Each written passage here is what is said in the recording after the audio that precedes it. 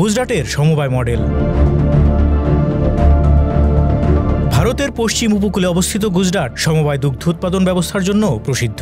এই সমবায় ব্যবস্থা 1970 সালের শ্বেত বিপ্লবকে কাজে লাগিয়ে ভারতকে দুধের ঘাটতিপূর্ণ দেশ থেকে বিশ্বের বৃহত্তম দুধ উৎপাদনকারী দেশে রূপান্তরিত করেছে। গুজরাটের রাজকোটের একটি দুগ্ধ খামার, যেখানে দেখা যায় গরুর দুধ দোহন থেকে শুরু করে ঘি উৎপাদন, গুঁড়ো দুধ প্রক্রিয়াজাতকরণ এবং প্যাকেজিং পণ্য পর্যন্ত সম্পূর্ণ দুধ উৎপাদন প্রক্রিয়া। গোকৃপা ডেইরির একজন কর্মী বলেন, গুজরাট সর্বদা একটি উচ্চ দুধ উৎপাদনকারী রাজ্য ছিল এবং সমবায়ের আগমন এবং কৃষকদের আরও আগ্রহী হওয়ার সাথে সাথে আমাদের গুজরাট রাজ্যে দুধ উৎপাদন বৃদ্ধি পেয়েছে এবং আজ গুজরাট ভারতের 1 নম্বর দুধ উৎপাদনকারী রাজ্য।